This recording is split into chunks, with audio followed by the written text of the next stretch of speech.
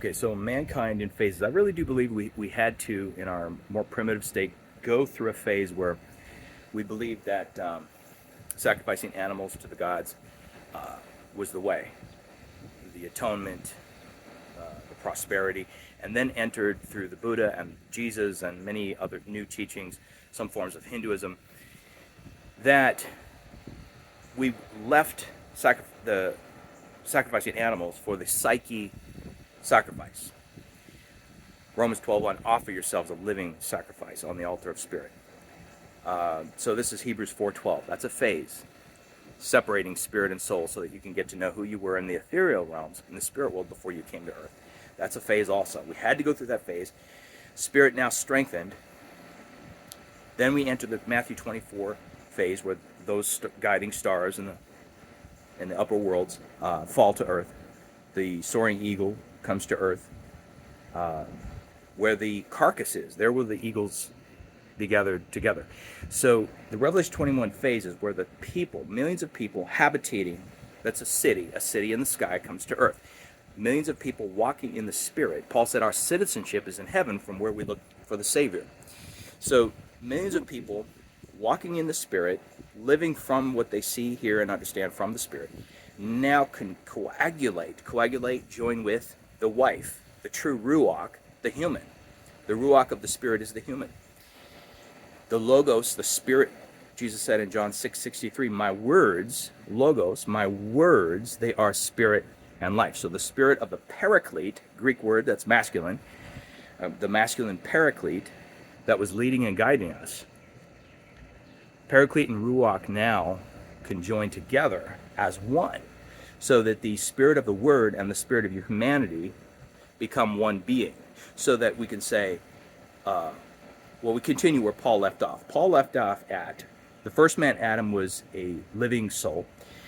The second man, Adam, was a life-giving spirit. But now I say to you, the third man, Adam, is a life-giving soul, because the soul is connected to the bodily appetites, the daily grind, what you feel, what you go through in your shift at work, interacting with family and friends, your sexuality, your tastes in art and food and music, etc. The spirit is what you gain, the illumination in meditation, the strength you gain in spiritual exercises, spiritual dance, meditation, prayer, intercession, prophesying. That's spirit.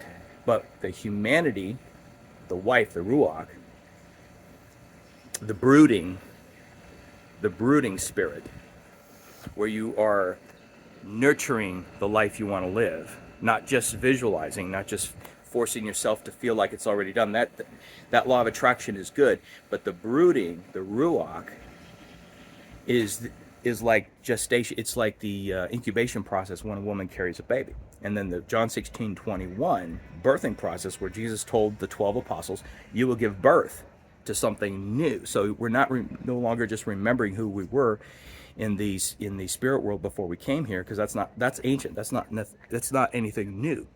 But when spirit and human conjoin, there it is.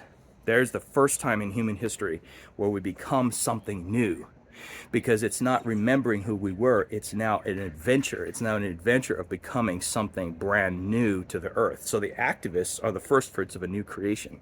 Paul thought the early church was that, but in reality, they were just getting to know their spirit that already existed. So that's not really the first fruits of a new creation.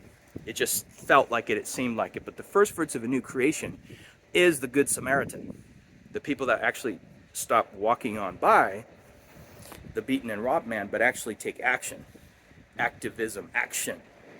Love in action. Love for humanity. Love for those different from yourself. And one step to that place is leaving the sect for the universal Christ mind. But the universal Christ mind is still walking in the spirit in all the different religions, philosophies, and paths. It's still not anything new, but it's a good bridge to the new place. So when spirit and human, your human desires, which are holy, not sin, they're not victim consciousness. Angst over social injustice is holy, it's the Good Samaritan. When the spirit illumination, my words, they are spirit and life, John 6:63, and the human desires, the human path, the path of the personal self. When those two conjoin as one being, this is the third man, Adam, a life-giving soul. So in the last video, when I said you will not be under the dominion or the direction of any spirit that you got from your mentors, your lineage, maybe your Baptist lineage, Pentecostal lineage, Scientology lineage, Wiccan lineage. When I said you will not be obedient or under the dominion of any spirit, what I meant was it will no longer be spirit dominating over soul, because you're not in the Hebrews 4:12 phase anymore, where spirit and soul had to be separated so you could get to know your spirit. Now the spirit and soul become one, and you go on the adventure of finding out what you can create within yourself from the Eve properties, the Ruach, the nurturing, birthing process. And we will find mankind becoming something we've never been in history. And that is the true reason for Project Earth.